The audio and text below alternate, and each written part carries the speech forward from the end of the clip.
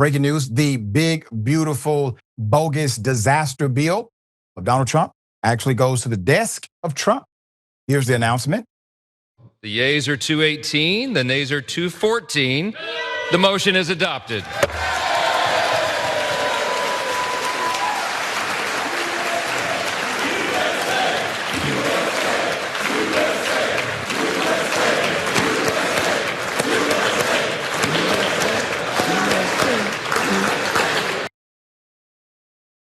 That's right.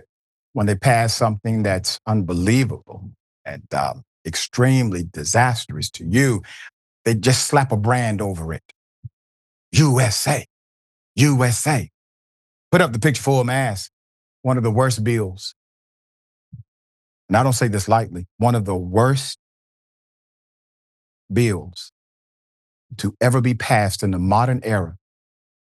If you don't believe it now, you will believe it soon. The Republican-controlled House on Thursday passed a multi-trillion-dollar package,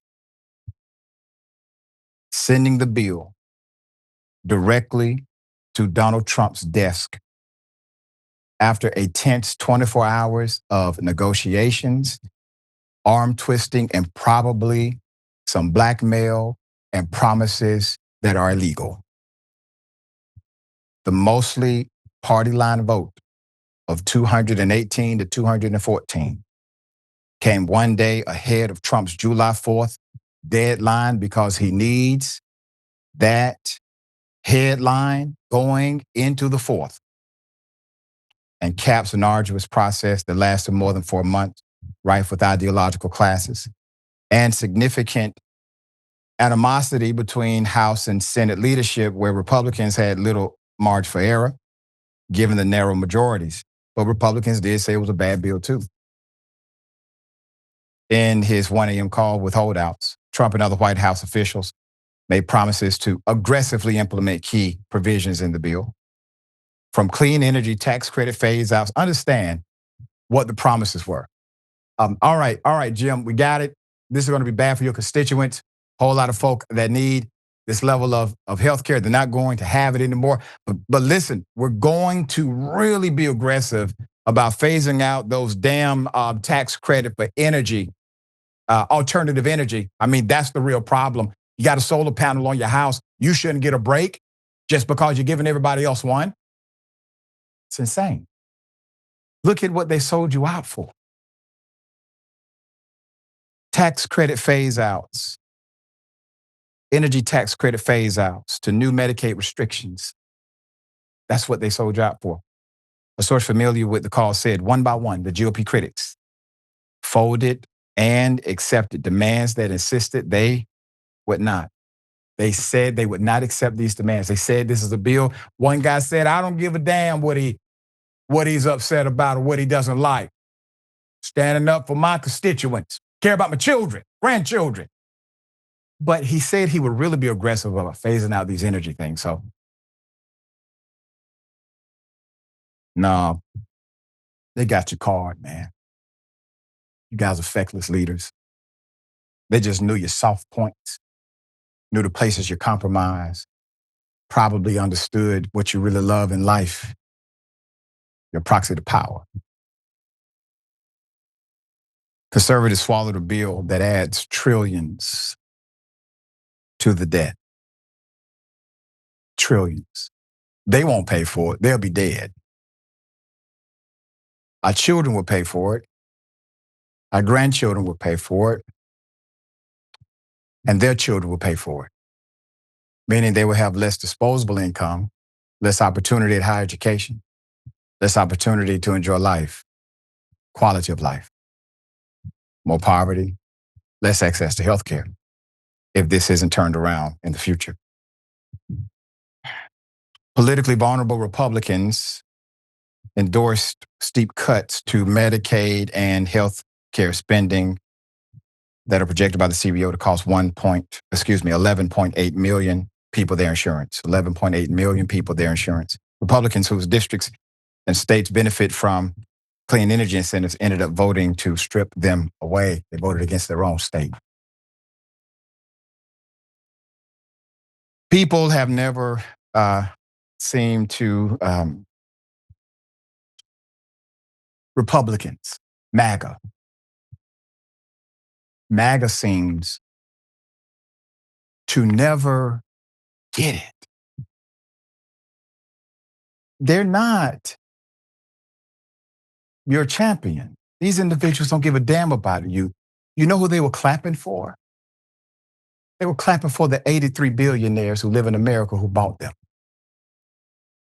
That's who they were clapping for. They weren't clapping for you. That USA chant wasn't about democracy. It was about an autocracy. The good old American way. The way it's always been. Only white men who owned land could vote in this nation upon the founding of its premise. Why?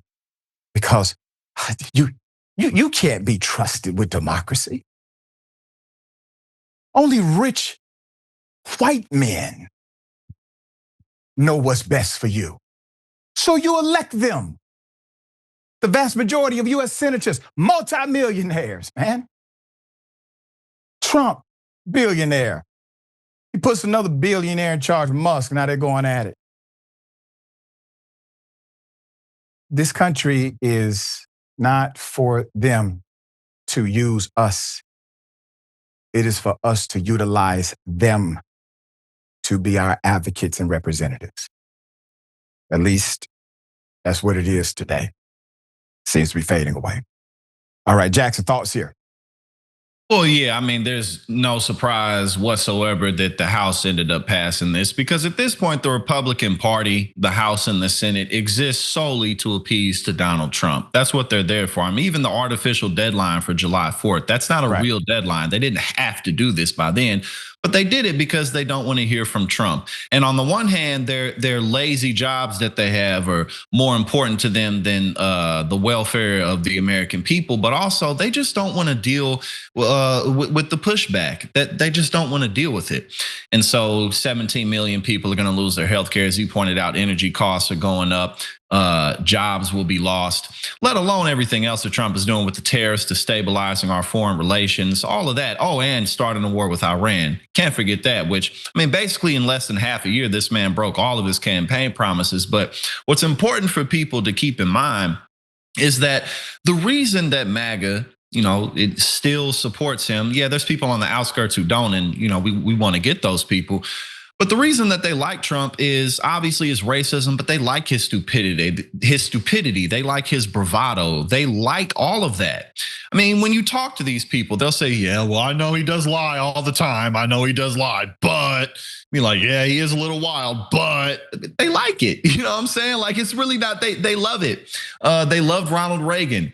These people love stupid. They love George W. Bush until they didn't anymore. And unfortunately, this is just another very difficult lesson that people are going to have to learn. But honestly, like if you're still fully on board with MAGA, you're pretty irrelevant. Your opinion is irrelevant. I'm not interested in, because you're not interested in the welfare of yourself, let alone the rest of Americans. So, what, you going to pretend like 17 million people losing their health care is a good thing?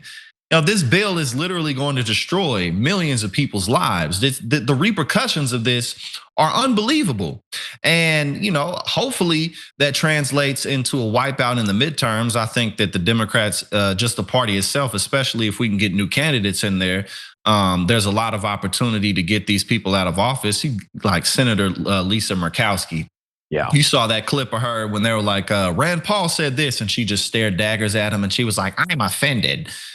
Like, girl, shut up. Like, you know what I'm saying? Like, you just voted in favor of something that's going to destroy so many people's lives. And for what? For what? For the likes of a game show host who doesn't know anything about anything. It's unfortunate, but hey, this is what y'all voted for.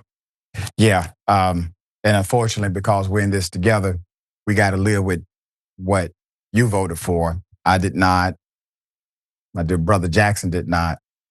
So hopefully wiser minds will prevail in the future.